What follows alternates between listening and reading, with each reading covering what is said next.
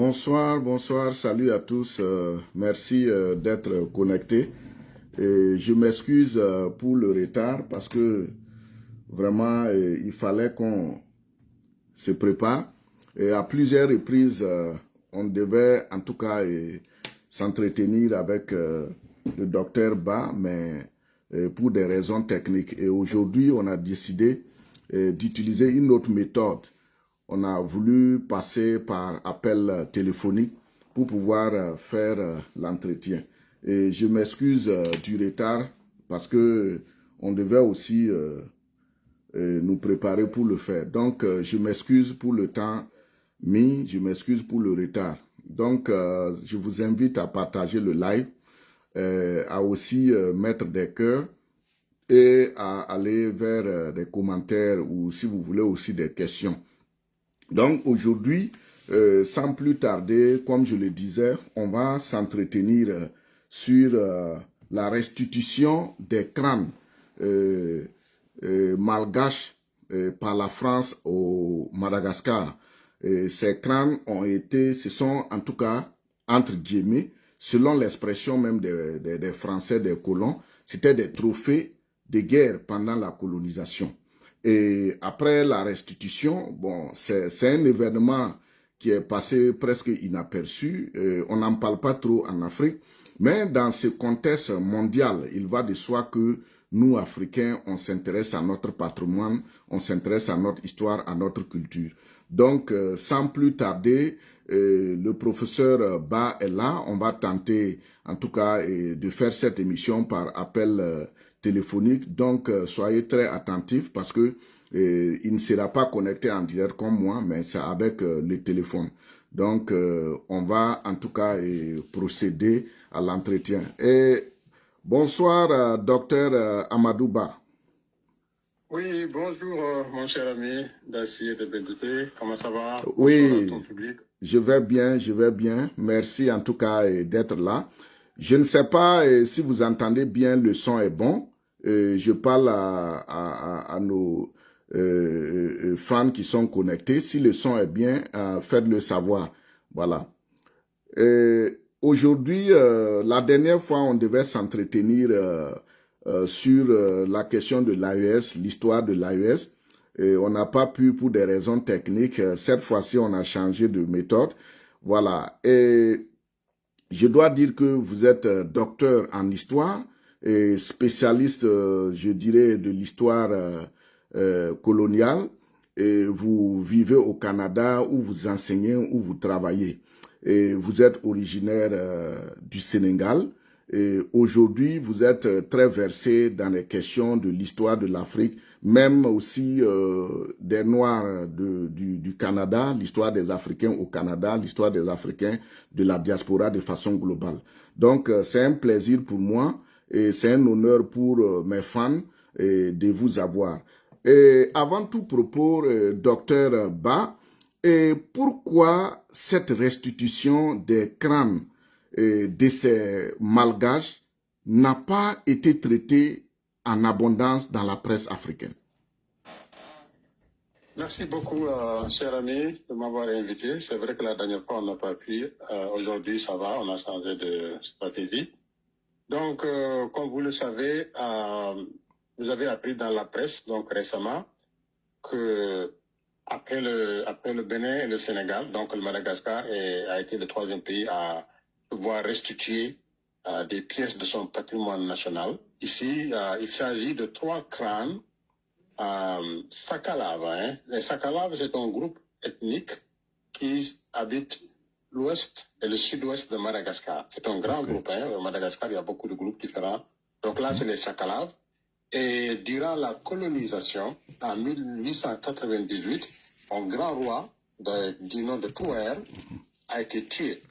Donc, et justement tué par des tirailleurs sénégalais. Hein, parce que la France a amené beaucoup de militaires ouest-africains, appelés tirailleurs sénégalais. D'ailleurs, ma thèse portait sur ça, et je connais très bien cette histoire, et l'histoire de Touer également, comment ils l'ont tué, et tout ce que ça représente. Donc, ça, c'est cette restitution, donc, est la première application complète de la loi cadre qui a été adoptée le 26 décembre 2023 pour faciliter les récits. Bref, c'est une longue histoire, mais comme vous l'avez si bien précisé, c'est des choses qui passent inaperçues dans la presse. Et votre question, elle est pertinente. Pourquoi la presse africaine aujourd'hui ne s'intéresse pas à l'histoire coloniale, notamment ces questions de massacre?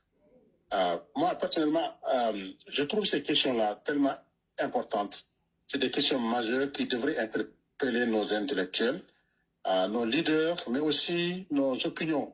Il faut qu'ils sachent ce qui s'est passé pour comprendre l'Afrique d'aujourd'hui et mieux se projeter dans l'avenir. Alors ici, je vais essayer d'énumérer un certain nombre de raisons qui font que ce n'est pas véhiculé dans nos médias, ce n'est pas très connu. La première raison, disons les premières raisons, c'est des raisons politiques et diplomatiques.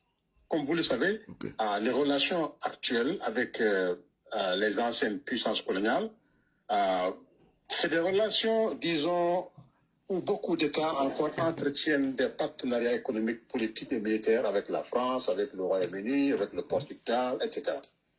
Et donc, mettre en avant les massacres coloniaux, pour ces États-là, ça risquerait de tendre ces relations, en fait. Hein? Donc, ça, c'est une des raisons. Donc, les politiques de silence officiel, en fait, c'est ça qu'ils font.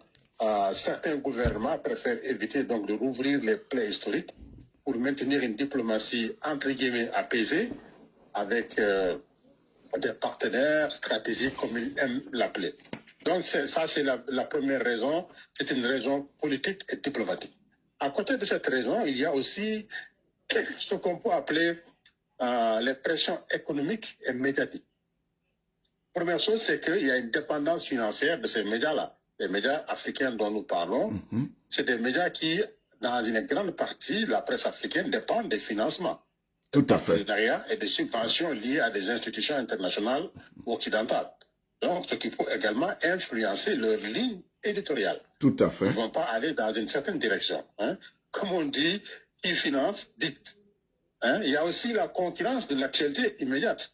Vous savez très bien que dans nos pays africains, moi, quand je regarde des journaux comme Sénéweb, en tout cas au Sénégal ou dans d'autres pays africains, je vois que les médias ils privilégient des sujets vendeurs, quoi. Hein? Vendeurs, c'est-à-dire politique interne, une certaine économie, mais aussi des faits divers. Beaucoup de choses sensationnelles. Parfois le sport, la culture, mais l'histoire est perçue comme moins rentable en termes d'audience. Vous voyez un peu? Donc ça, ce sont des raisons qu'on peut mettre dans ce qu'on appelle les pressions économiques et médiatiques. Tout à fait. Oui, j'ai dit tout à fait parce que quand on regarde les médias en Afrique, quand il y a un problème en Afrique, si c'est les droits de l'homme, la démocratie, la politique, tout le monde court. Absolument. Voilà. Donc ça, c'est le deuxième type de raison. Troisième, on peut parler des facteurs sociaux et culturels. Ok. Vous savez, ces questions dont on aborde tout à l'heure, je vous ai dit que le roi Touer, c'était un des rois les plus vénérés, les plus puissants du monde Sakalav dans l'ouest de Madagascar. C'est une histoire chargée. Et donc là, on a une mémoire douloureuse. Et ces massacres coloniaux sont souvent un sujet traumatisant, parfois tabou, qui réveille des blessures collectives encore très sensibles. Jusqu'à aujourd'hui, à cause que les tireurs sénégalais étaient impliqués dans ce massacre de Touer, les Sénégalais, mais entendons par là l'Africain noir, ouest-africain noir, est vu comme un cruel, un méchant. Et jusqu'à aujourd'hui, il y a des Malgaches qui ne le pardonnent pas aux Sénégalais. En tout cas, aux Ouest-Africains. Ils les appellent Sénégalais, même si tu es de Burkina Faso ou Guinée, etc. Donc ça, c'est une mémoire douloureuse. Il y a aussi le manque de transmission intergénérationnelle. Dans de nombreux pays, la colonisation est abordée de manière superficielle dans les programmes scolaires. Hein. Nous, on a fait nos études en Afrique. Moi, j'ai étudié au Sénégal, toi, tu étudié potentiellement au Burkina Faso, mais les cours qu'on a suivis, c'est vraiment superficiel. Il nous a fallu faire de la recherche et creuser pour voir. Donc, ceci aussi affaiblit l'intérêt du grand public de la presse. Parce que c'est superficiel, c'est pas très creusé. Okay? Il y a d'autres raisons, par exemple, les contraintes internes au champ médiatique. Par exemple, ce qui est grave, et je vous entends souvent le rappeler, c'est que dans nos pays, il y a une faiblesse de l'investigation historique. Absolument. Très peu de journalistes sont formés à croiser les sources historiques et font des enquêtes de terrain. Moi, je ne les vois pas sur le terrain historique. Il n'y a pas de journalistes scientifiques en Afrique. Quand on dit journalistes culturels, bon, c'est ceux qui accompagnent la musique. Voilà. Sinon, des journalistes scientifiques. Regardez les grands spécialistes de la France, le Masgallo, c'est des historiens avant tout. Ouais. C'est des hommes de la communication. Nous, on n'a pas vraiment ces gens-là. Ouais. Il y a aussi la censure et l'autocensure. Dans certains États, les médias évitent volontairement de traiter ces questions pour ne pas susciter des débats politiques ou ethniques sensibles. On a tellement peur de réveiller tel problème et on ne sait pas comment les aborder. Bon, du coup, on dit, OK, il vaut mieux ne pas en parler, c'est passé, alors que on ne peut pas, comme on dit, casser le soleil avec ses bras. C'est des problèmes qui doivent être connus, affrontés tels qu'ils sont. Ouais. Il y a aussi un autre problème dans nos universités, dans nos systèmes éducatifs, c'est un manque d'absence de spécialisation. Ouais. L'histoire coloniale est souvent laissée aux chercheurs et universitaires, rarement aux journalistes. Hein? Aux autres, les journalistes, c'est l'actualité brûlante. Hein? Voilà, la guerre en Ukraine, le Congo, Rwanda sont allés faire des accords. C'est l'actualité tout de suite qui les intéresse. Mais ils ne s'intéressent pas sur l'actualité, les causes profondes, les causes lointaines. Qu'est-ce qui explique la situation actuelle? Donc là, on a une absence de spécialisation. Oui. Donc, il y a énormément de raisons. Hein. Je peux ajouter, par exemple, l'influence idéologique et les héritages coloniaux, comme par exemple les persistances de récits coloniaux, les manuels scolaires et les récits médiatiques post-coloniaux sont souvent hérités des cadres narratifs imposés par les anciennes puissances. Hein. Ce que nous apprenons véritablement dans nos écoles, nous l'avons hérité de la colonisation et même les générations de nos parents, par exemple, dans les années 60, ils utilisaient des livres où c'est écrit nos ancêtres, les Gaulois. Ils apprenaient la géographie de la France, ils apprenaient en sciences le corbeau et le renard, ça c'est des choses de la France, ou en tout cas européanisées, même si ça vient d'Afrique, tel que la Fontaine l'a décrit. Voyez, on a ces problèmes-là. Donc on a une faible valorisation des mémoires africaines. L'histoire officielle a parfois été confisquée ou minimisée, et les voix qui témoignent des massacres ne trouvent toujours pas de relais médiatique. Nous qui voulons parler de ça n'intéresse personne, ils ne viennent pas vers nous, ils ne nous demandent pas. Donc, si on commence à en parler aussi, certains voient ça un peu de mauvais œil. Donc, vraiment, c'est un peu, mais quand même, il faut de souligner qu'il y a quand même quelques évolutions positives. Hein, tout n'est pas négatif dans cette affaire-là. Oui, hein. Tout à fait. Nous avons les réseaux sociaux, des plateformes indépendantes et des journalistes engagés qui commencent. Le travail que tu fais, tu es suivi sans doute par des milliers de personnes. Donc, parfois, il y a des chaînes qui n'ont pas ça. En tout cas, je profite saluer en tout cas ta disponibilité. Des reportages, des œuvres artistiques intéressantes mais aussi il y a la mobilisation mémorielle. Par exemple, on a vu ce qui s'est passé récemment en Algérie, la question au Cameroun, au Congo. Donc, il y a de plus en plus de voix qui se lèvent. Mais une fois de plus, pour retourner à ta question, il y a énormément d'éléments qui montrent que notre presse, nos journalistes ne s'intéressent pas à ces questions-là, qui sont pourtant majeures et vitales pour notre développement et pour l'éveil de nos consciences. Oui, effectivement, et je profite de saluer encore ta disponibilité parce que, en tout cas, tu es un chercheur très disponible. Tu veux effectivement qu'on parle de la mémoire africaine. Et ce que tu viens de dire, quand on prend en son temps sur Afrique et RFI, avec Alain Foucault, Archives d'Afrique, ça a contribué quand même à éveiller les consciences.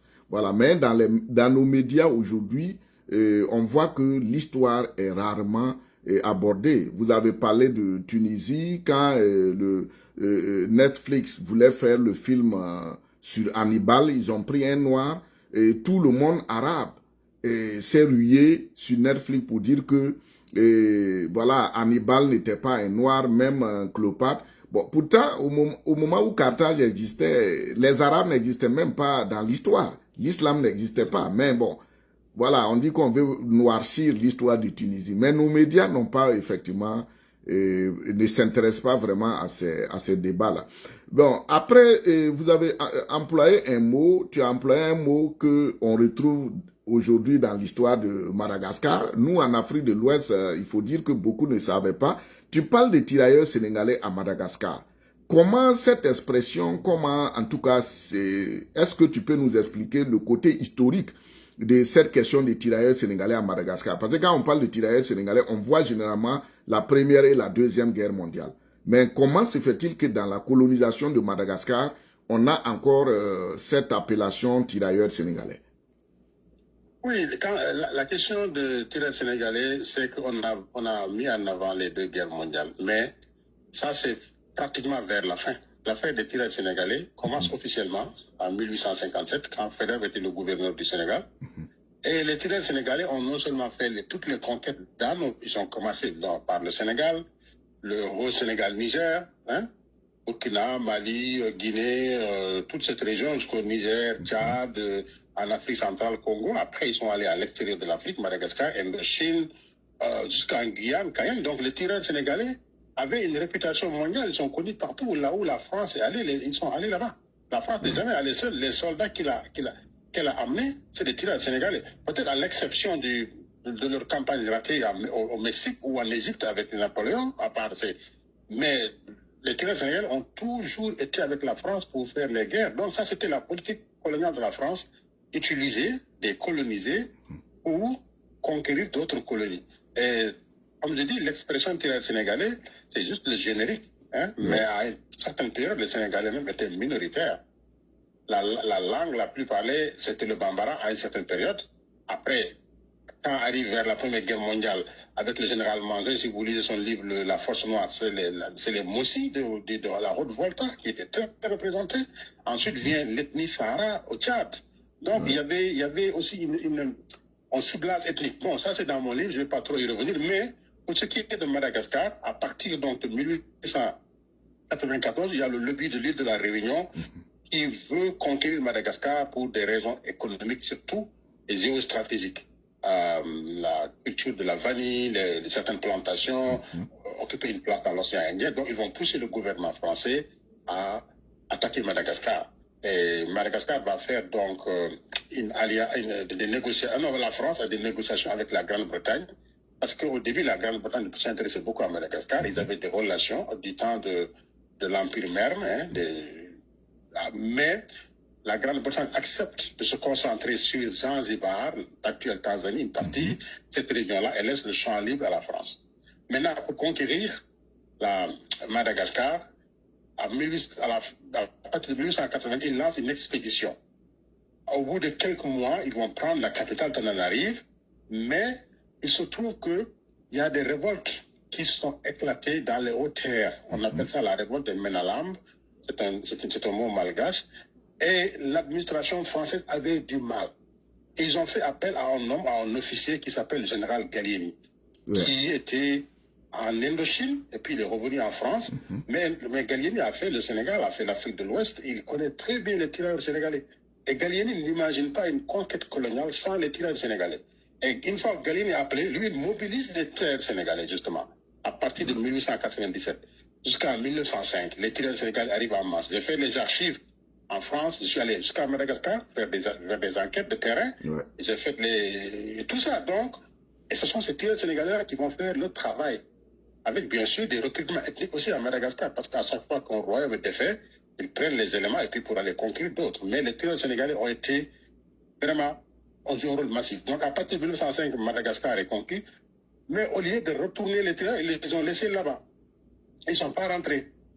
Donc, c'est ça. Donc, il y a des tirailleurs, c'est-à-dire des Ouest africains qui sont restés à Madagascar après la conquête. Oui, Gallieni a fait une politique de maintien des tirailleurs sénégalais là-bas. Ils ne sont pas retournés, ils sont restés là-bas. Oui, il y a un internaute qui demande vraiment, on n'a pas appris ça à l'école, que, en tout cas, nos parents sont allés aussi à Madagascar.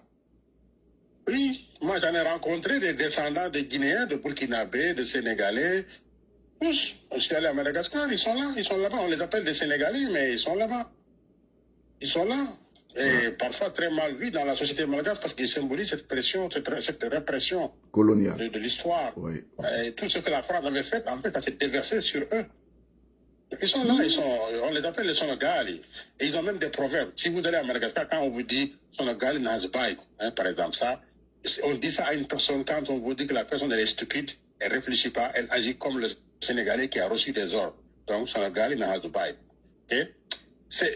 Dans la littérature, dans le cinéma, dans les expressions populaires, il y a toujours le Sénégalais qui revient et c'est très négatif à Madagascar à cause de cette histoire-là. Et ça a même joué sur les relations diplomatiques au moment des années 60.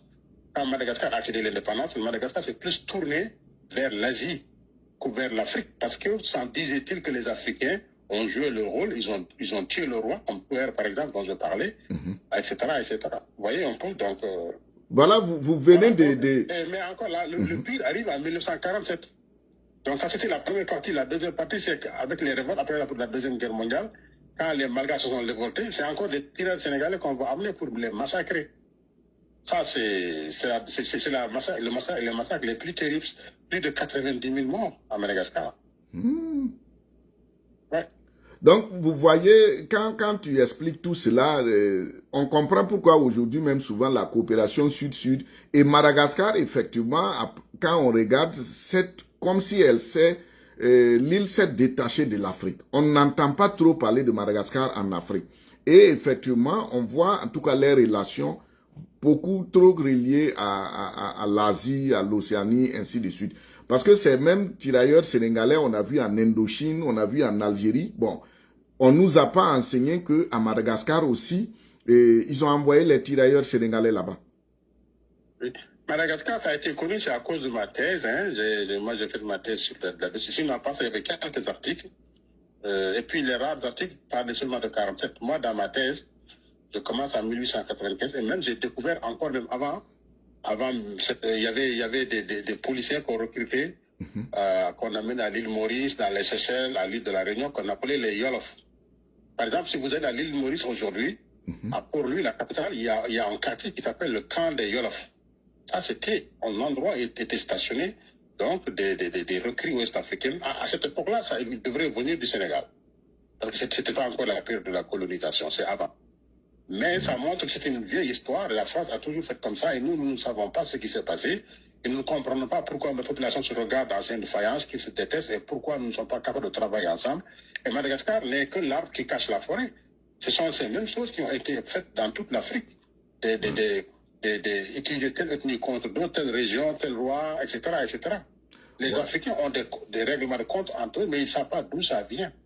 Et justement, c'est parce qu'on n'a pas étudié nos histoires, et c'est parce qu'on n'a pas formé nos jeunes, et on n'a pas amoindri la violence qu'il y a dans cette histoire-là, et que nous sommes dans ces situations. Aujourd'hui, on va parler de panafricanisme, de travailler ensemble, et il y a pas mal de problèmes qui sont liés à l'histoire coloniale, et il faudra qu'on en parle.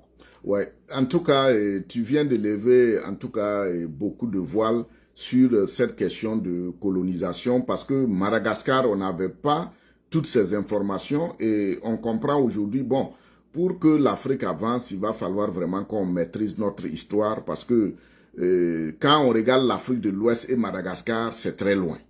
C'est très loin, mais voilà que on a des dettes de sang là-bas.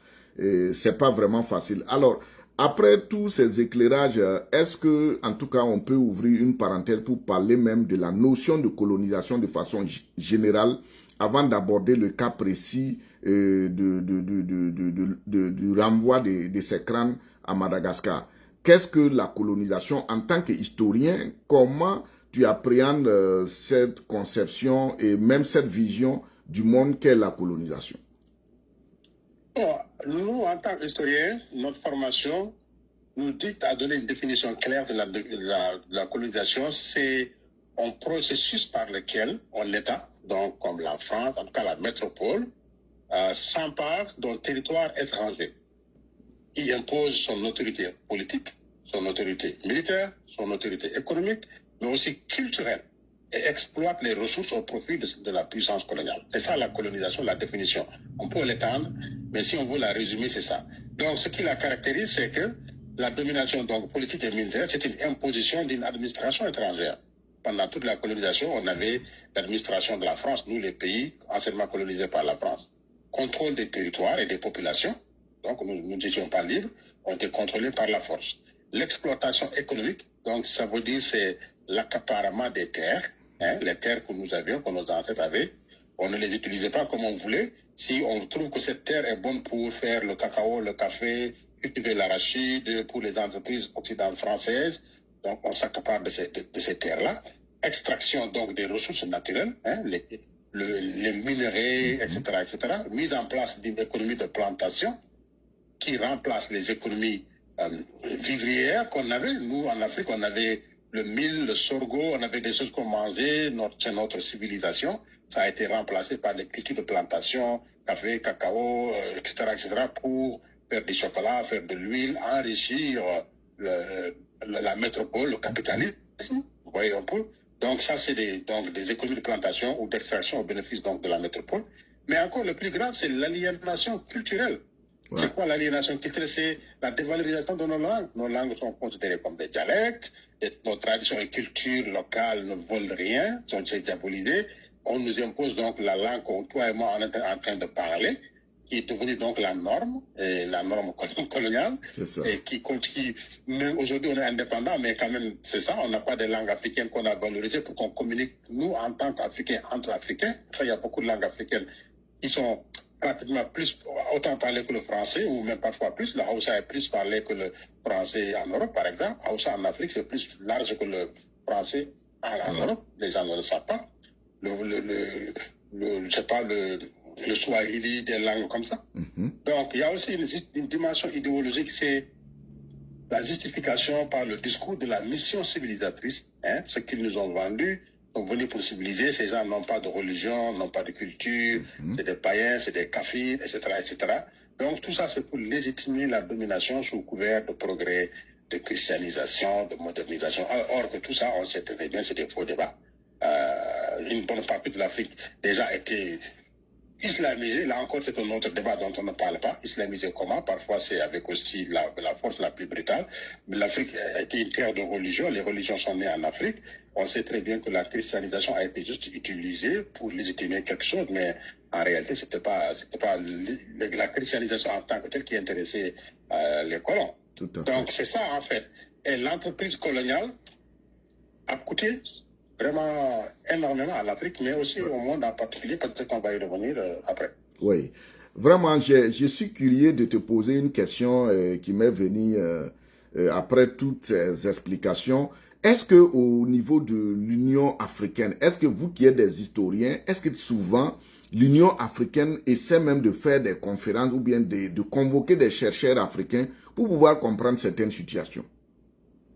Personnellement, moi, j'aurais bien voulu travailler avec l'Union africaine, avec des organisations qui militent pour l'Afrique, l'AOS, l'Union africaine. Moi, partout où on parle de rassemblement des Africains pour éclairer les consciences, moi, j'aimerais travailler. Mais personnellement, je n'ai jamais été contacté par ces gens-là. Je me demande même est-ce qu'ils me connaissent. Et même le plus grave, même si je cherche à les contacter, à les écrire, à proposer, je n'ai pas de réponse. Donc, pour moi, c'est vraiment dommage. Même le succès que j'ai ici, en tout cas, si je vous appelle ça succès ou pas, en tout cas, mes travaux sont plus vulgarisés, connus quand je travaille sur l'histoire des Noirs au Canada. Je vais sur Radio-Canada, sur les chaînes de télé. Je suis invité un peu partout. C'est beaucoup plus valorisé. Même ce que j'ai dit, pourtant, je parle du racisme au Canada, je parle de la colonisation, je parle du racisme systémique, je parle de tout ce que le mal que la société canadienne a fait à cette communauté-là. Mais les gens écoutent, les gens... Mais pour ce qui est de l'Afrique, je ne sais pas. J'ai du mal à comprendre et je trouve ça tellement dommage. Oui, c'est vraiment dommage. Maintenant, nous allons rentrer dans le vif du sujet. Voilà, nous avons vu que la France a restitué ses 3 crânes à Lille. Et ça a été fait au cours d'une cérémonie. Maintenant, ce que nous voulons comprendre, cette colonisation de Madagascar, comment ça s'est passé pour qu'on puisse arriver à tuer un roi, le décapiter, conserver, et puis les 2 autres, on dit c'est des guerriers aussi, donc ça veut dire que c'était les grands généraux du roi. Et on l'a tué, on l'a décapité, et on a envoyé maintenant les crânes conservés en France. Comment ça s'est passé, cette question de colonisation, et précisément chez le peuple, comment on les appelle encore, j'ai noté le peuple Sakalava. Sakalava. Le peuple Sakalava de Madagascar. Oui. Donc, Madagascar, c'est, comme vous avez dit, Madagascar, c'est l'Afrique, en fait. Parce que c'est un pays avec beaucoup de composantes ethniques différentes, mais c'est une île qui a été occupée au tout début par des Africains. Et aujourd'hui, même tout le nord et l'ouest, c'est la population bantou qui est là. Madagascar, les îles Comores et toute cette région-là, c'est des Africains. Maintenant, il y a des gens qui sont venus comme les Merles. Eux, ils viennent de la Malaisie, ils viennent de l'Indonésie.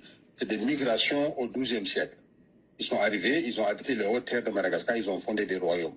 Ce royaume-là va dominer les 2 tiers de Madagascar à partir du 17e jusqu'à la colonisation. Il y a des Asiatiques, des Chinois, il y a des Indiens. Il y a vraiment, c'est un peuple très brassé, très métissé. Ouais. Il y a beaucoup d'ethnies différentes. Madagascar, c'est chaque région que vous allez, chaque ville que vous allez, vous voyez des choses différentes. Donc, avant le processus colonial de la France, donc il y avait plusieurs royaumes. Il y avait le monde Sakalav qui avait ce royaume, il y avait les Merles, il y avait les Petits-Sars, il y avait tout. C'est un peu ethnique, quoi. Comme chez nous, il y avait les Moussis avec leur empire, il y avait le monde Mandé, il y avait, vous voyez, le grand Tékourou avec les Peuls, etc. C'était un peu comme ça, comme chez nous. Ouais. Maintenant, quand les Merles vont dominer une bonne partie, l'île commence à s'homogénéiser. Ils vont commencer à parler un peu la même langue de ces Merles-là. Et finalement, ce royaume va avoir des relations diplomatiques avec la Grande-Bretagne, surtout. Et comme je vous ai expliqué, maintenant, c'est la France qui va s'intéresser plus à Madagascar parce que quand même, la France avait fait des expéditions. Et même les Portugais étaient à Madagascar. La preuve, vous avez une ville qui s'appelle Diego Soares, dans le nord de Madagascar. Les Portugais aussi? Le nord. Non, les Portugais étaient là au XVe siècle. Les Portugais étaient partout dans le monde, en fait. Hein. Donc, mais, une fois donc que la France décide de coloniser Madagascar, c'est la violence. Et cette question donc de tuer un roi et de couper sa tête, de l'amener, ça faisait partie des pratiques. Et c'est pas un cas isolé. Je vous rappelle, quand les tirailleurs sénégalais ont tué le dernier roi de Rabat, hein, vous connaissez le roi Rabat? Oui, celui qu'on disait qu'il... Dans cette région du Tchad. Oui. Donc il a été tué, ils ont décapité sa tête, ils l'ont amené, ils l'ont porté sur un piquet. C'est pour faire peur, c'est psychologique, mais également c'est comme un trophée de guerre qui doit être ramené en France et gardé. En fait, donc ils ont fait ça partout et ils ont fait donc ça avec Touer. Touer, c'est le dernier roi Sakalav, donc un grand royaume, un puissant royaume, qui est un des rares à avoir résisté à l'expansion Merne à Madagascar. Donc Touer a été tué en 1898, comme je t'ai dit, par des tirailleurs sénégalais. C'est dans ma thèse, hein, si vous lisez la partie qui parle du royaume Sakala, vous allez voir ça. Et la colonisation, c'est avant tout, c'est la violence, en fait. C'est la violence légitime parce que c'est comme s'ils ont affaire à des gens qui ne comptent pas. Hein. Vous avez des pertes humaines massives, des massacres coloniaux à ne pas en finir. Vous avez le massacre des Héroros par les Allemands. Hein. Oui. Les Héroros En Namibie. Les Allemands, d'ailleurs, l'ont reconnu. Les massacres en Algérie. Hein? Je vous ai dit que Madagascar, pendant la répression de 1946, ça a fait 90 000 morts. Il y en a qui parlent de plus. Hein? Avec toutes sortes d'abus, etc., etc. À côté de ça, il y a les travaux forcés, la famine, les maladies, les déportations, et l'exil des rois et des reines. Tous ces gens qu'on capturait, si on ne les tuait pas, on les amenait, on les exilait. Les Samouris ont été amenés au Gabon, je sais pas tous, les Béanzins, en Martinique. Oui. C'était ça la colonisation, en fait. Donc ça, c'est pas quelque chose de particulier à Madagascar, ça rentre dans le cadre de la colonisation européenne en Afrique. Ouais. Cette pratique-là. Oui, parce que quand on parle de Madagascar, on a entendu parler des rois des reines comme Ranavalona. Aujourd'hui, avec la restitution des 3 crânes, on entend parler maintenant du roi Touer. Voilà, donc qui se présente aujourd'hui comme une figure emblématique dans la résistance africaine face à la colonisation. Et quand vous regardez aujourd'hui, est-ce que dans la restitution, en tant que chercheur, je vais te poser cette question d'abord dans la restitution, les comités qu'ils ont posés, est-ce que toi, en tant que spécialiste aussi de Madagascar, est-ce que, en tout cas, tu as été, comment dirais-je, impliqué dans les travaux, dans les négociations, parce que il y a, en tout cas, une historienne française, c'est elle qu'on présente, Clara Boyer-Rossol. Voilà, et c'est leurs historiens qui sortent pour expliquer. Mais est-ce qu'aujourd'hui, ils ont donné la parole aux historiens africains aussi? Et en tant que spécialiste, est-ce que tu as eu vent de ça, tu as été impliqué? Personnellement, je n'ai pas été impliqué. Je n'ai pas du tout été impliqué et ils savent qu'ils sont au courant de mes travaux. Ils savent que j'ai soutenu une thèse sur les tirailleurs sénégalais à Madagascar, à Paris en 2010. Ils savent que mon livre existe. La Clara Boyer dont vous parlez, c'est une collègue, je la connais très bien. Elle travaille sur la question des Makua. Les Makua, ce sont les esclaves qui venaient de Mozambique, de la côte orientale, parce que Madagascar était un lieu d'esclavagisation massive des gens de l'Afrique de l'Est. Donc Clara, elle-même, elle n'est pas spécialiste de l'histoire coloniale en tant que telle. Elle est spécialiste de la question de l'esclavage. Mais comme je vous ai dit, les gens qui forment leur comité, qui choisissent, c'est quoi leurs critères pour qu'ils, je ne sais pas. En tout cas, quelqu'un comme moi, originaire de l'Afrique, un des rares ouest-africains qui a travaillé sur Madagascar, qui fait le lien entre l'Afrique et Madagascar, qui explique ce recrutement de tirailleurs, comment ils ont été recrutés, les actions qu'on les a fait jouer là-bas, etc., etc. Je pense que j'avais une voix qui devrait porter, on devrait m'impliquer dans ça. Mais, comme je vous ai dit, personne ne m'en a parlé. S'ils veulent me trouver, c'est facile de me trouver. La preuve, Clara, c'est une personne que je connais. Quand on était à l'université de Paris 7, on était des bons amis. On a fait la thèse là, ensemble. Et les autres aussi, il y a des collègues de Madagascar que je connais beaucoup. Mais je n'ai pas été contacté. Du tout. Mais c'est pas grave, hein. Moi, je ne veux pas aller courir derrière le monde s'ils ne me contactent pas. Moi. C'est pour cela, d'ailleurs, hein, moi, on peut réadapter ici. Je travaille plus sur la diaspora africaine, l'histoire de Nord Madagascar. Et bien, écoute, si cette histoire de coloniale de la France, ils ne veulent pas des gens qui leur disent l'histoire telle qu'elle, mais nous aussi, on va changer de direction, on va se spécialiser sur d'autres choses. C'est vraiment dommage, quoi. Voilà. Mais pour répondre à ta question, personne ne m'a contacté, mais tous savent que j'ai fait cette thèse sur Madagascar, que mon livre, il est là, sur les tirailleurs sénégalais à Madagascar, publié en 2012 aux éditions L'Harmattan. Ils savent que j'ai fait Paris 7, au laboratoire CEDET, spécialisé sur la colonisation de l'Afrique. Tous ces éléments-là, ils les ont pour eux. À Madagascar, j'ai des collègues, puisque l'université de Ankatsu, de Tananarive, ils me connaissent, ils savent que je travaille. Je suis allé là-bas. J'ai fait un mois à Madagascar pour mes travaux, mes recherches. Le comité en question, s'ils avaient pensé au moins qu'il y a quelqu'un en Africain, le seul ou un des rares, qui a travaillé sur cette question, ils savent que c'est moi, mais ils ne m'ont pas dit. Et ma thèse, c'est pas de n'importe quoi, parce que j'ai fait une soutenance avec une mention très honorable. Donc, c'est pas une thèse légère. Félicitations. Donc, je sais pas. Voilà. Oui, en tout cas, c'est bien d'entendre des témoignages comme ça, parce que beaucoup de gens ont vu Dr Clara Boyer-Roussel sur TV5 en train d'expliquer, voilà, comme s'il n'y a pas d'Africains. Mais bon, ça aussi, c'est la faute des Africains, parce qu'on a des journalistes incultes, il faut le dire, il ne faut pas avoir peur des mots. L'Afrique a des journalistes incultes. Quand il s'agit de traiter des sujets, les gens ne vont pas au fond, les gens ne contactent pas, ne font pas des recherches pour faire venir des spécialistes, aussi qu'ils vont appeler spécialistes pour traiter des sujets. Mais on est là assis, on est braqué sur les médias occidentaux, alors que nos propres frères sont là, ils ont fait même le même travail. Par exemple, moi je ne savais pas que, parce que j'ai suivi ça sur TV5, les recherches que j'ai faites, c'est Clara là. Je n'ai pas suivi sur TV5, mais je suis sûr qu'une chose, Clara, elle ne connaît pas mieux cette histoire du roi Touer que moi. Je n'ai pas encore écouté l'émission sur TV5, mais je ne suis pas sûr qu'elle a soulevé l'information que Touer a été tué par des Sénégalais. Je ne suis pas sûr. Non, ce que j'ai suivi, en tout cas selon ce qu'elle dit, elle ne dit pas que les tirailleurs sénégalais, c'est l'armée coloniale française, ça a été violent, voilà, c'est ça, elle explique. C'est les tirailleurs sénégalais, puisqu'elle est au courant de mes travaux. Mais c'est juste pour dire que le manque d'impliquer l'Afrique aux Africains, c'est aussi un peu une mascarade. C'est que les gens ne veulent pas aller au fond des sujets, en fait. Tout à fait. Ouais. Mais comme je l'ai dit, il va falloir aussi qu'on critique nos frères, comme je l'ai dit. Et les gens ne le savent pas, mais on a des journalistes incultes. Parce que tous ces problèmes de l'Afrique ne peuvent pas se régler si nous on s'était aussi sur la presse africaine. Parce qu'on ne voit pas des journalistes africains aller au fond des sujets comme on le dit. Par exemple, ces sujets, aucun média n'a traité ça. Et même si les médias devaient en traiter, comment ils vont voir, ils vont chercher à aller à l'information. C'est aller encore sur les presses occidentales, ils prennent les informations et ils viennent.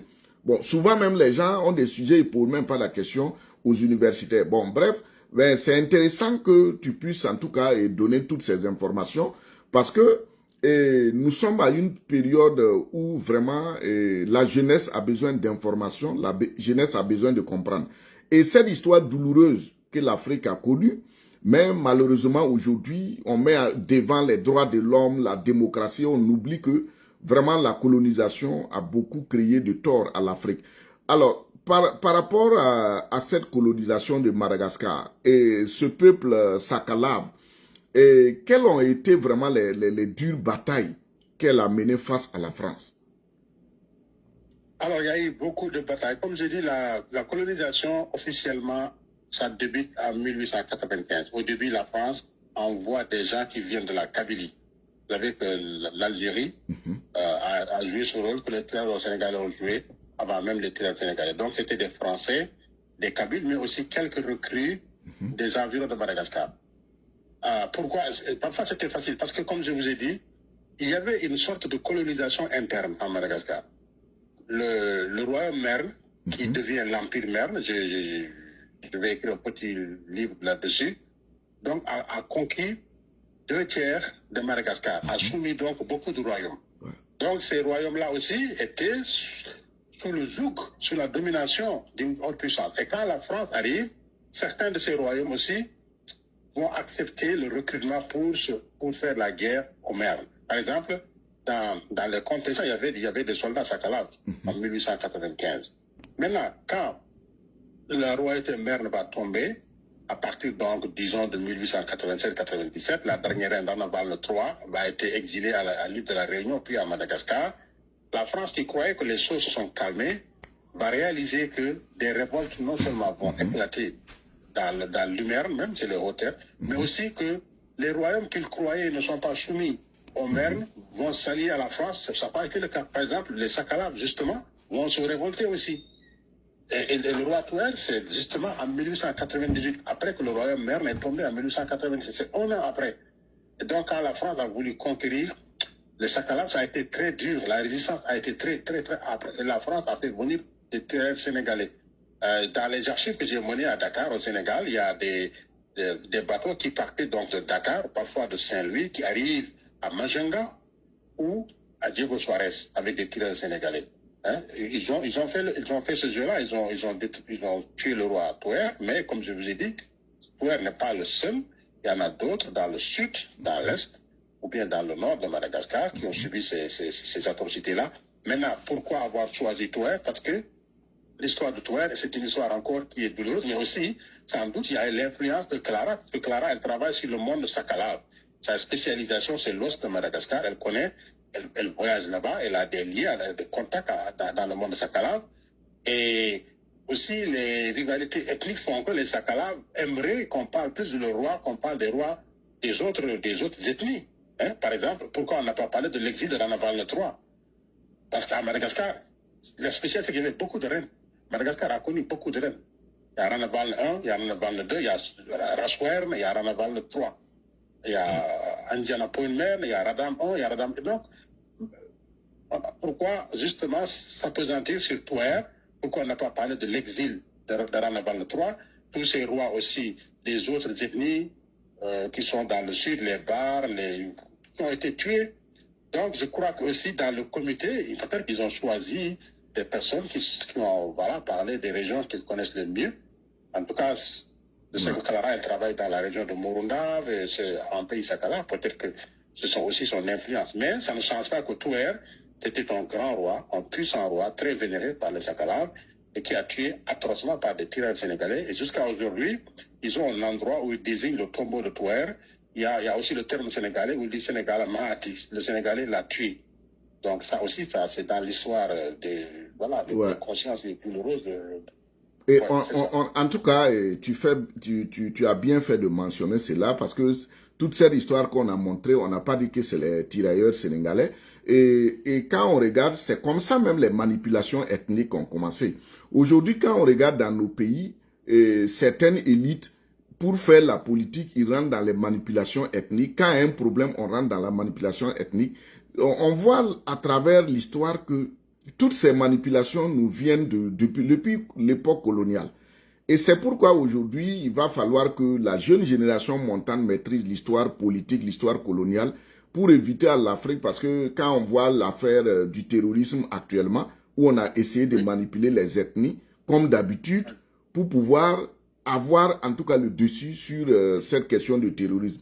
Mais on voit aussi que quand je faisais mes recherches, je vois qu'on parle du massacre de Ambiti, le massacre d'Ambik, le massacre d'Ambik, voilà. De quoi s'agit-il? Oui. C'est toujours dans l'ouest, c'est toujours dans cette région de l'ouest de Madagascar. En fait, il y avait des royautés. Après Touaire, il y avait aussi d'autres Sakala, mais un peu indépendants. Donc, en Béki, il y avait beaucoup de massacres, beaucoup de révoltes à Madagascar. C'est vraiment beaucoup. En Béki, ça existe. Il y a aussi l'affaire de la révolte de Manalam, ça c'est à 96-97. Il y a dans le sud de Madagascar, dans la région de Tuléar, il y a beaucoup de massacres. Donc, je ne sais pas, comme je dis, le choix de ce roi-là, d'apporter son crâne, et puis les guerriers qui étaient avec lui, c'est juste pour ressusciter aussi un peu la mémoire de ce peuple Sakala, peut-être par opposition également à certains autres. Parce que la question ethnique, elle n'est toujours pas finie en Afrique. Hein. Vous avez soulevé le terrorisme. Et vous me suivez sur les réseaux sociaux. Une fois, j'étais ulcéré quand un député sénégalais est sorti pour condamner les États de l'OAS en disant qu'ils font des... Vous avez vu comment j'ai été, j'étais hors de moi. Tout à fait. Parce que j'ai compris comment la colonisation nous a toujours utilisés de façon ethnique pour nous dresser les uns contre les autres et on finit par se détester. Et moi, ça, je ne l'accepte pas, en fait. Ça, c'est quelque chose qui me perturbe beaucoup. Et je pense que le jour où les Africains auront pris conscience, auront compris toutes ces manipulations et qu'ils vont les refuser, nous irons vraiment de l'avant. Et c'est ça qu'on devrait faire, conscientiser, appuyer, comprendre notre histoire. Parce que si on ne comprend pas l'histoire, on ne comprendra jamais les techniques et les stratagèmes qu'ils font aujourd'hui. Il n'y a rien de nouveau sur le soleil. Ce qu'ils font aujourd'hui, ils l'ont fait dans l'histoire. C'est comme ça qu'ils ont détruit l'Empire Ashanti, la Confédération Moussi, l'empire, je ne sais pas, n'importe quel empire que vous prenez en Afrique, c'est comme ça, c'est en utilisant les uns contre les autres. Donc, il n'y a rien de nouveau sous le soleil, mais sauf que comme on n'apprend pas notre histoire, on ne valorise pas notre histoire, on ne tire pas les leçons de notre passé, notre histoire, nous, elle ne nous sert à rien, pratiquement à rien, on n'apprend rien, on laisse tout, et on ne comprend rien, on est encore plus facile à manipuler parce que ceux qui devraient jouer le rôle de garde-fou pour nous dire attention, allez pas dans cette direction, ça ne les intéresse pas, c'est la politique politicienne, etc., etc. Les gens qui font de la politique, qui sont dans l'arène politique, ce qui les intéresse, c'est de conquérir le pouvoir à tous les moyens, y compris à s'allier avec celui qui dresse les ethnies les unes contre les autres. Ce n'est pas leur problème, même s'ils le savent, ils ferment les yeux. Donc voilà, on est dans cette situation. Mais il ne faut pas se décourager, nous devons continuer à parler, à sensibiliser, pour que nos jeunes comprennent. Moi, je suis sûr que si les Africains comprennent, notamment les jeunes, ils ne vont pas aller dans une certaine direction qu'on veut les amener. Donc, c'est un travail à mener, mais ce n'est pas du tout facile, surtout pour nous, Africains. On n'a pas de médias où parler, on n'est pas valorisé, on n'est pas pris au sérieux. Moi, j'ai fait une thèse. Imagine, moi, je suis originaire du Sénégal, je vais en France, je choisis de faire une thèse sur Madagascar. Mais ça fait quand même quelque chose. Ah oui. Hein? Ah oui. Donc voilà, mais tout ça, ça n'intéresse pas certains, je ne sais pas. Et puis, peut-être qu'ils ne veulent pas aussi entendre certains discours, la vraie histoire. Ils veulent juste masquer, faire semblant de commémorer, faire semblant ramener les trucs pour des choses diplomatiques, je ne sais pas quoi. Mais la vraie histoire, elle reste là. Elle est là, il faut l'enseigner, il faut la connaître. Et j'invite nos jeunes aussi à lire. Moi, tout ce que je dis sur Madagascar, il y a mon livre qui est sorti. Vous allez sur Amazon, vous allez le voir. Ben, c'est l'Armatan qui l'a publié, je ne gagne rien du tout, je vous le dis. Mais au moins, si vous voulez lire, lisez. Ça s'appelle Des Sénégalais à Madagascar, militaires ouest-africains dans la conquête et la colonisation de la Grande Île, 1895, je vais même jusqu'à 1960. Comme je dis, ils ont été laissés là-bas, surtout en 1947. Encore, c'est les massacres les plus terribles. Donc, si on ne se cultive pas, on ne lit pas, c'est ça. Donc, les gens qui prennent la parole, ce n'est pas parce qu'ils connaissent mieux les questions. C'est juste qu'on les a choisis. Parfois aussi, il faut être du bon côté. Et comme nos pays ne font rien, ne valorisent pas aussi leurs universitaires, leurs chercheurs. Moi, je ne en vois pas à la France qui choisit telle ou telle personne pour parler. Hein. Ils font leur politique. Absolument. Ils choisissent qui ils veulent. Absolument. Moi, ce qui me frustre, c'est que nos États ne foutent rien. On fait nos recherches, ils font semblant de ne pas nous voir, ils ne nous considèrent pas du tout. Et bien voilà, donc chacun essaie de vivre comme il peut. Ouais. En tout cas, on souhaite que l'Afrique ait des leaders éclairés parce que tous nos problèmes aujourd'hui viennent du leadership. On a des leaders, il faut le dire, incultes. Les gens vont venir, tu crois qu'ils ont compris, mais en réalité, tu te rends compte que les gens n'ont même pas le niveau pour être chef d'État. Parce que vous vous rendez compte aujourd'hui en Afrique, un continent qui a autant souffert.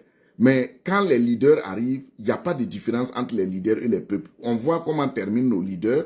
Souvent aussi, on les tue comme autant colons, avec des corps décapités, des corps quand on se réfère au dernier assassinat, l'assassinat de Kadhafi. Bon, on ne peut pas, ça ne peut plus se passer en Asie, qui a été colonisée aussi. Bon, maintenant, le côté de journalistes, oui, tu as raison. On a vu pendant la lutte contre le terrorisme, comment les journalistes et les juristes se sont mis hors, comme on appelle, hors société. Tous les problèmes que les pays de l'AES ont eu, quelque part aussi, nos journalistes sont responsables. Parce que les journalistes sont même pas capables même d'expliquer l'histoire. De donner la parole à des gens qui vont expliquer. Tout le monde était concentré sur les droits de l'homme, liberté de presse. Bon, le droit aussi, même chose. Donc, vraiment, c'est pas seulement au chef d'État, mais il faut que chacun dans son domaine puisse travailler pour qu'on puisse relever le niveau. Et il faut dire aussi que ces crânes étaient conservés dans les musées, le musée de l'homme, le musée national d'histoire naturelle. Et en tant que chercheur et en tant que aussi africain, humain, bon, quand vous voyez en tout cas ces restes humains qui ont été conservés dans des pays qui se disent droits de l'homme, démocratie, connaisseurs de Jésus, de Dieu, du christianisme, qu'est-ce que cela vous dit? Parce qu'aujourd'hui, bon, quand on regarde vraiment toutes les pressions que ces gens-là mettent sur le monde africain, bon, et ils ont conservé des crânes des gens. Vraiment, qu'est-ce que cela vous fait? Cela me fait, c'est justement de la propagande, hein, quand ils disent droit de l'homme de quel homme? C'est ça? Est-ce que c'est le droit de l'homme, être humain, universel, tout le monde, toi et moi et eux? Non, quand ces gens-là disent droit de l'homme, c'est le droit, c'est eux, c'est le droit de l'homme occidental, hein, soyons clairs. Je le dis pourquoi. Pendant que les États-Unis, en 1776, faisaient leur Bill of Rights, là, les droits et tout, mais pendant ce temps, ceux qui écrivaient les livres, ils avaient des esclaves. Les Jefferson avait des esclaves. Ouais. Ces gens-là, ce n'étaient pas des humains, ces esclaves que vous avez, pendant que vous parlez des droits de l'homme. On a présenté le pays, les États-Unis, comme le pays des droits de l'homme, de la liberté, et tout ça, pendant que Jefferson avait des esclaves. Ouais. Donc ça, c'est le classique dans l'approche occidentale, en fait. Donc, dire droit de l'homme, c'est beaucoup d'Africains qui s'emportent avec ça et qui n'essaient pas de comprendre qu'est-ce que cela veut dire. Ok, donc là, on doit essayer de changer, de ne pas toujours faire imiter ou de répéter comme des perroquets un certain narratif, mais de mieux voir les tenants et aboutissants de ces discours-là, à qui est destiné, est-ce que c'est vraiment vrai? Si c'est pas vrai, qu'est-ce qu'il faut faire? Mais la question des droits de l'homme, elle est instrumentalisée. Aujourd'hui, en termes politiques, en termes géopolitiques, en termes géostratégiques, elle est instrumentalisée. Si on n'aime pas un président ou un pays qui n'est pas soumis à l'ordre, on utilise les droits de l'homme pour l'accuser de tout, pour essayer de le déstabiliser. On l'a vu avec Kadhafi, on l'a vu avec d'autres dirigeants africains. Pendant que d'autres, c'est des plus grands dictateurs, des plus grands criminels qui font ce qu'ils veulent. On fait semblant de ne rien voir, de poids, de mesure. Donc la question des droits de l'homme, la question de la démocratie, la question des financements des institutions, certaines ONG, pas toutes, énormément d'éléments là, c'est juste pour perpétuer l'ordre dominant. Et nous, on ne veut pas voir ces choses-là, on veut toujours suivre la dynamique que l'autre a créée. On suit, on est dans ça. On ne cherche pas à nous réafricaniser, à sortir de ça, en fait, quoi, à sortir de ça. Absolument. Parce que c'est dans ça qu'on est mangé, en fait. Je ne sais pas si tu comprends ce que je veux dire. On est mangé dans notre propre sauce. Voilà. Oui, et aujourd'hui aussi, quand on voulait restituer ces 3 crânes, on a dit que ça fait suite à la loi votée en 2023 parce que en France, pour que ça fait partie des collections. Bon, en tant que la notion de droit, puisque c'est le Parlement qui doit autoriser pour qu'on puisse restituer ces objets-là qu'ils appellent bien, même y compris des restes humains. Et en tant qu'historien, comment vous analysez cet état de fait? On pille des objets des gens, on tue des gens et on revient encore au nom de la loi, on ne peut même pas les remettre. Ben, ça peut être vu comme la diversion, hein, comme je dis. Là-bas, il parle d'un geste pour apaiser les mémoires, en fait. Hein, il pense qu'en faisant ça, en amenant le crâne de Touer, tué par l'armée française. D'ailleurs, ils disent en 97, c'est en 98, ils étaient conservés. Ils font ça, en fait, mais en réalité, c'est beaucoup plus profond que ça. C'est juste moi j'appelle ça le sensationnel, en fait. C'est politique. C'est pas les faits historiques. C'est pas comment on appelle ça.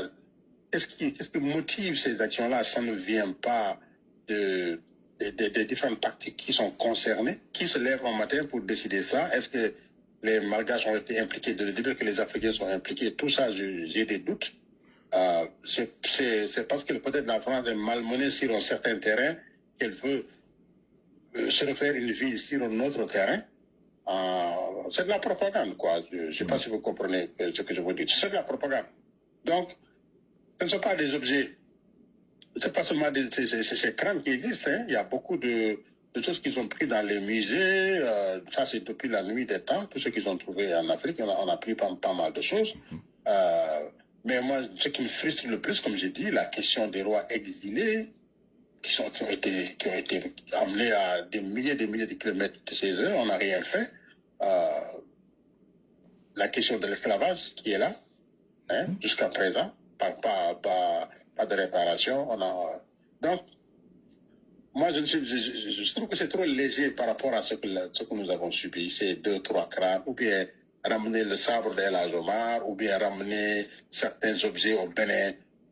Pour moi, ça, c'est de la poudre aux yeux. C'est pas la bonne chose à faire pour réconcilier l'Afrique et, par exemple, la France ou la Grande-Bretagne par rapport à tout ce qui s'est passé. Nous avons besoin de réparation. Nous avons besoin que cette histoire-là soit mise carte sur table et que la France, la Grande-Bretagne, ces nations-là, qu'elles payent d'une façon ou d'une autre pour le tort qu'elles ont commis. Parce qu'ils nous ont retardés, ils nous ont mis dans le sous-développement, dans le chaos. Et c'est eux qui sont responsables en grande partie. Je ne dis pas qu'ils sont les seuls, mais en grande partie, c'est eux qui sont responsables de la situation actuelle de notre continent. Oui, merci. Je rappelle que je reçois pour vous aujourd'hui le docteur Amadou Ba.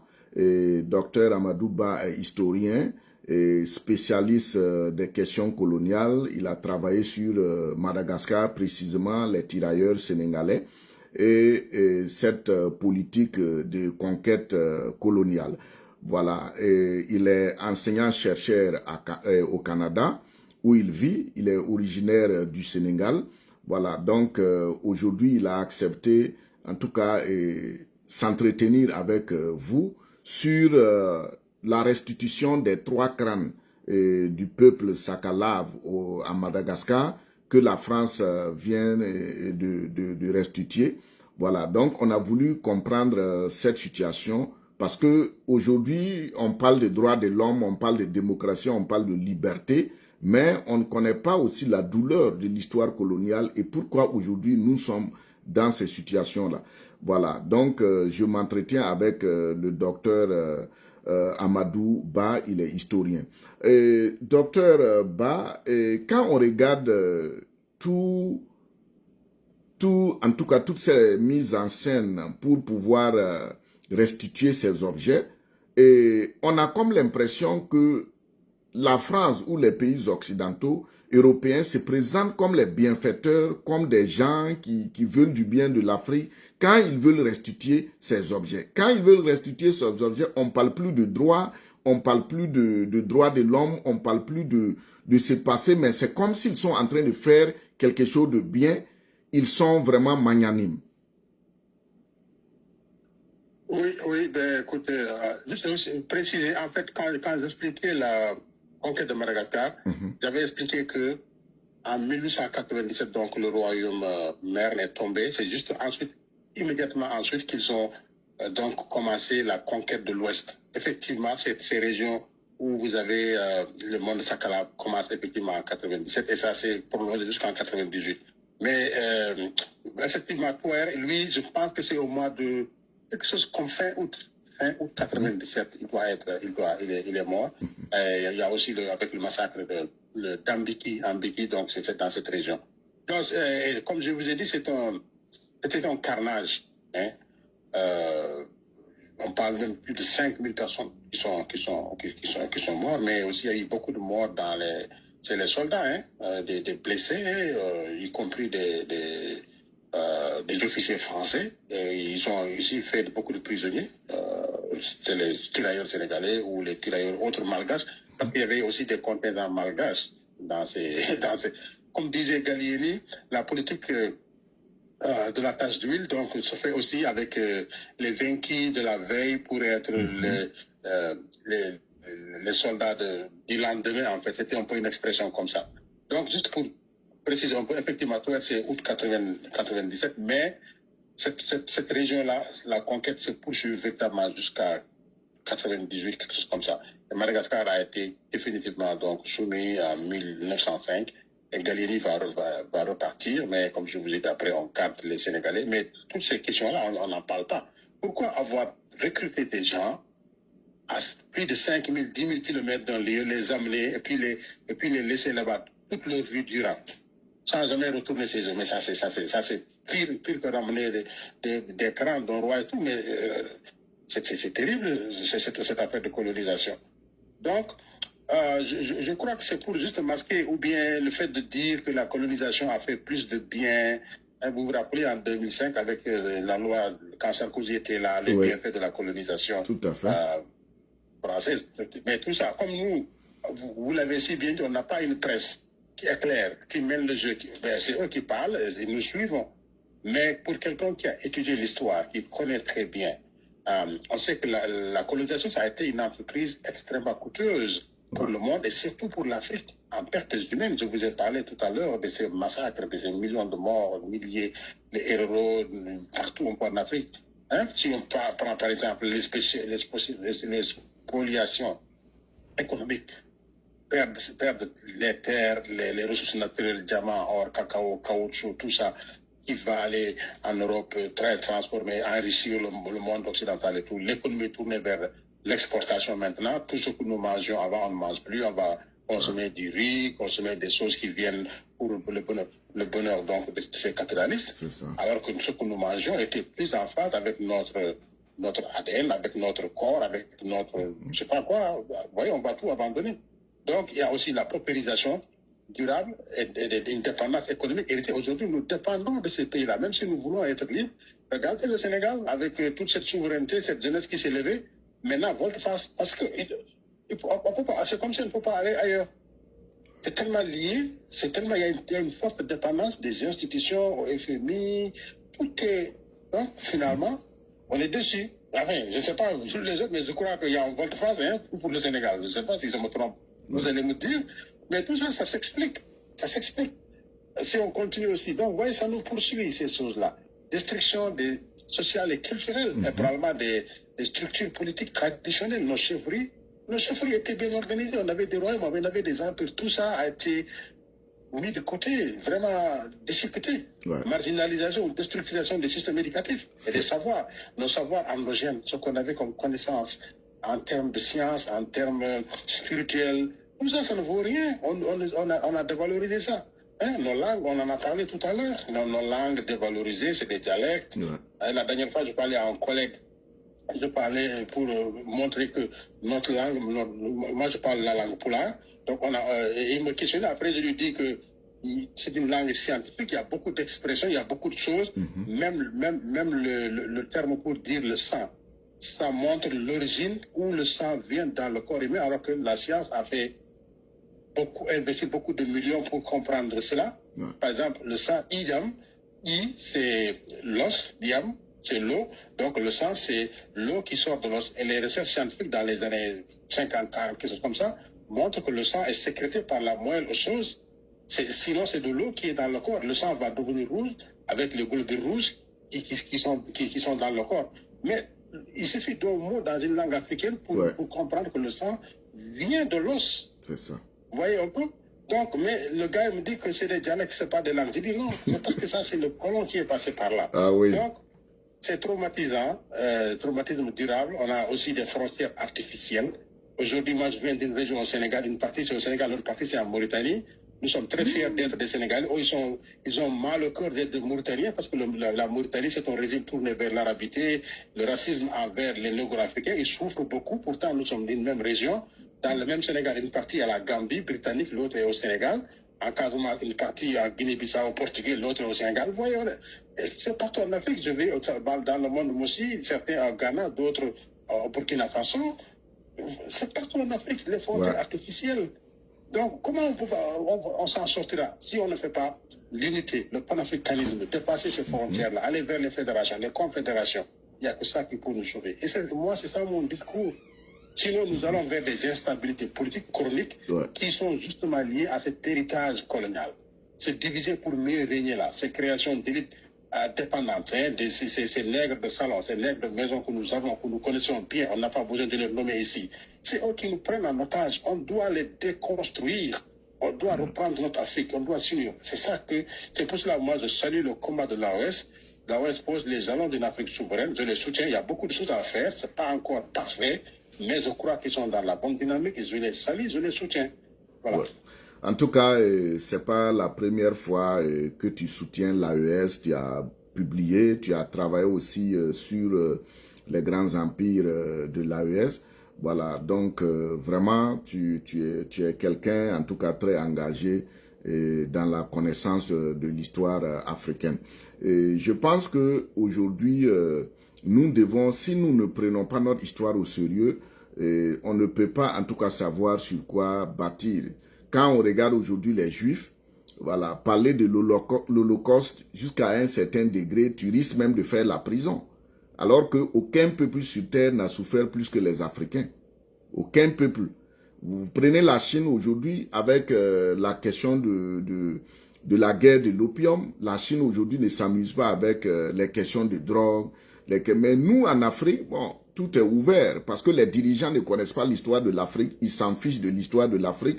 Eux-mêmes, la culture africaine, c'est pas leur problème.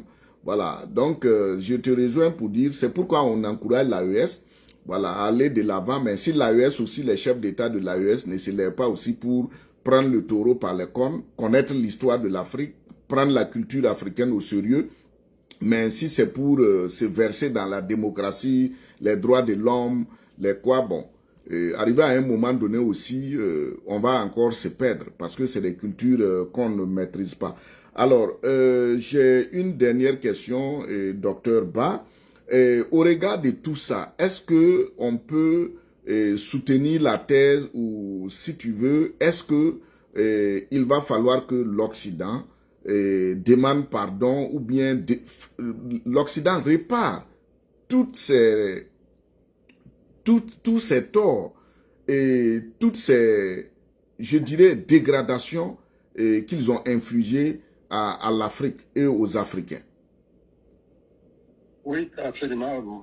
Tous les torts que l'Occident a commis ces derniers siècles dans le cadre de la colonisation, non seulement ils ont reconnu pour beaucoup, mais aussi ils ont demandé pardon, ils ont même fait des réparations. Je vais donner quelques exemples. Ici au Canada et en Amérique du Nord, il y a eu un génocide atroce des peuples autochtones. Aujourd'hui, le pardon a été fait, on revalorise l'enseignement dans les écoles, c'est vraiment obligatoire, impossible de ne pas enseigner le peuple autochtone, la culture. Donc vraiment, ici, ça bouge sur ce côté-là. Pendant la Deuxième Guerre mondiale, les Japonais ont subi des traumatismes ici au Canada. Le Canada a présenté ses excuses aux Japonais. Les Japonais eux-mêmes avaient envahi la Chine, la Mandchourie. Les Japonais ont demandé pardon et vont faire des réparations. L'Allemagne, qui avait envahi la France, une bonne partie de l'Europe, a payé la France jusqu'en 2010 pour les dommages qu'ils ont faits. L'Holocauste envers les Juifs, donc, vous avez les réparations et les paiements ont été faits. Donc, si vous regardez tout ça, il n'y a que les Noirs, on ne fait rien. En fait, on ne demande pas pardon, on ne répare pas, on ne fait rien. Et si on parle aussi, on c'est surtout encore des Noirs qui vont commencer à s'attaquer sur nous. Donc, ça veut dire que nous-mêmes, est-ce qu'on se valorise personnellement? Est-ce qu'on met en avant notre dignité, notre humanité? Ça, c'est une question. Mais tout ça, c'est lié à une éducation aussi. Je ne veux pas trop aussi m'acharner sur les gens, tout ça, mais on n'a pas de système éducatif qui éveille nos consciences, qui instille la dignité, la fierté de ce que nous sommes. On a des systèmes qui nous enseignent, mais qui font de nous des gens qui admirent l'extérieur de l'Afrique, qui admirent le reste du monde et qui détestent l'Afrique. Et ça ne peut donner que ça. Ouais. Donc, dans la mesure où nous ne prenons pas au sérieux, nous ne sommes pas ce que nous valons, mais d'autres aussi ne vont pas nous prendre au sérieux, tout simplement. Donc, c'est une question d'éducation. Il faut qu'on change nos systèmes. Il faut qu'on change le contenu de nos éducations, nos curricula scolaires. Il faut qu'on soit fiers. Il y a plein de choses en fait à faire. Si on ne les fait pas, voilà, on va encore être piétiné. On va voir nos enfants mourir dans le désert, dans les océans, des maladies, des guerres, l'instrumentalisation ethnique. Voilà, tout ça, c'est dans la même dynamique. Donc, qu'est-ce que nous voulons? Une fois de plus, l'AOS montre la voie, mais l'AOS doit changer de stratégie et de principe. Alors, pendant longtemps, nos chercheurs ont été marginalisés. L'AOS doit les récupérer. L'AOS doit créer des laboratoires. Tout ce qui nous manquait, l'AOS doit en créer pour africaniser. C'est une question d'africanisation. Faire comme les Chinois ont fait, faire comme les Indiens ont fait, s'ouvrir au monde, mais s'africaniser, s'enraciner. C'est ça qui va nous sortir de ce gouffre-là. Mais pour venir à ta question, le fait qu'on ne fait pas de réparation à l'esclavage, à la colonisation, au massacre, tout ça, c'est parce qu'on ne considère pas encore l'Africain et les Noirs comme des êtres humains à part entière comme les autres. C'est tout. Voilà. Et je vais finalement te demander quel est ton dernier mot après, en tout cas, tout ce parcours suite à cette actualité. Aujourd'hui, à travers ces jeunes qui nous suivent, quel est ton dernier mot? Oh, mon dernier mot, c'est de dire que j'ai un peu l'impression que les Africains qui sont plus dans la diaspora, qui sont à l'étranger, mettent plus de rigueur, de discipline, de travail pour mieux comprendre. Peut-être que je me trompe, et j'aurais bien aimé que ce soit ça. Mais j'aimerais bien voir la même chose dans le continent. Parce que moi, je suis sûr que c'est dans le continent que les choses se passent. Dans nos universités, dans notre jeunesse. Cette jeunesse dynamique, cette jeunesse forte, cette jeunesse résiliente. C'est elle qui va changer le destin de l'Afrique. Et cette jeunesse a besoin d'être formée, rendre l'éducation obligatoire, changer les programmes scolaires. Tout ce qu'on apprend, ça va être au service pour et par nous. C'est ça qui va nous aider. Mettre en avant l'intelligence. Les Africains sont intelligents, ils sont créatifs. C'est ça qu'on doit faire. Je ne dis pas de parler à l'étranger, apprendre à l'étranger, mais mettre au service de l'Afrique. Créer un lien entre la diaspora et l'Afrique. Il y a beaucoup de gens qui sont ici avec des bons salaires, avec un bon suivi. Ils retournent en Afrique, ils aident au développement. C'est ça que le Japon a fait après l'ère Meiji, c'est ça que la Chine, c'est ça que l'Inde a fait. Ça les a porté bonheur. Si on veut aussi que l'Afrique s'en sorte, on a beaucoup de compétences, beaucoup de talents dans la diaspora. Les unir avec les Africains de l'Afrique qui sont très dynamiques, on va s'en sortir. Donc, je crois que l'AOS, moi, c'est l'AOS que je mise parce que les autres ne veulent pas encore sortir dans le système. Le système est trop compliqué si on ne sort pas dans le système. Donc, cette voie que l'AOS trace là, nous la soutenons, nous la suivons, mais il faut véritablement qu'ils mettent la recherche, l'éducation et le savoir en avant. C'est quand Dieu nous a dit, armez-vous de la science jusqu'au temps pour aller à la conquête du monde. C'est la science et le savoir qui nous permettra de retrouver notre place sur Terre. Donc, on doit faire ça. Donc, mon dernier message, c'est aux Africains de se cultiver, de s'éduquer, d'apprendre leur histoire, de toutes les disciplines, de savoir qui ils sont, qu'est-ce qu'ils veulent, comment ils voient l'Afrique de demain, comment ils l'imaginent, de dépasser le choix, ma personne, moi, ma famille, de regarder la collectivité, de regarder le continent, la totalité et la place de l'Afrique dans le monde. C'est ça que je veux, qu'ils dépassent ces questions ethniques, qu'ils transcendent les questions de religion, qu'ils transcendent les questions de régionalisme, qu'ils transcendent toutes ces choses qui nous bloquent et qui vont vers les grands espaces, les confédérations, ça peut nous sauver, les fédérations, ça peut nous sauver. Mais il faut s'instruire dans ce cas. Je veux aussi qu'on change nos systèmes éducatifs, qu'on revoie les contenus. Ça fait depuis les années 60, on apprend que les mêmes choses, ça nous a vraiment rien porté. Mais il faut qu'on change de nos curriculums en profondeur. Qu'est-ce qu'on a besoin en urgence? Quelles sont les matières? Quelles sont les Voilà, il y a plein de choses à faire, mais il faut que nous, on prenne les initiatives et qu'on refuse d'être dicté de l'extérieur comme toujours et de suivre des agendas qui nous viennent de l'extérieur. On ne sait même pas ce que cassent ces agendas-là. Donc, c'est mon dernier message. Ça a été un peu long. Je suis content d'être avec toi aujourd'hui, avec ton public. C'est pas facile d'aborder des questions comme ça, mais on fait ce qu'on peut. Oui. Donc, s'il y a des gens qui aimeraient faire le suivi, poser des questions, ils peuvent toujours te le faire et puis tu me laisses savoir. Je voyais quelqu'un qui demandait pour mes livres. Je peux aussi envoyer les contacts, sinon tu les envoies aussi, il n'y a pas de problème. Okay. Merci beaucoup. Je te souhaite une excellente soirée et puis à tout le public qui nous a suivis de passer une excellente soirée. Au revoir. Ok, merci beaucoup à toi, docteur Amadou Ba, historien, enseignant-chercheur vivant au Canada. C'était donc à propos de la restitution des 3 crânes Sakalav par la France à Madagascar, parce que c'était conservé dans des musées en France. C'est le roi Touer et 2 guerriers qui ont été tués et décapités, et les crânes étaient conservés en France. Voilà, et le docteur Ba était aujourd'hui sous nos murs pour nous expliquer cette histoire. Donc, merci à vous d'être connectés jusqu'à 7 heures. Et merci aussi encore au docteur Ba. Et je pense qu'on a beaucoup de choses, de sujets à traiter ensemble avec cet historien très engagé et qui aussi soutient beaucoup ce qui se passe au niveau de l'AES. Nous souhaitons en tout cas bon vent à l'AES, courage à tous ces présidents, 3 présidents qui se battent, et on espère aussi que la jeunesse prendra conscience sur tout ce qui est en train de se passer et se mettra dans cette dynamique pour que la génération future connaisse un changement. Merci à vous et bonne soirée.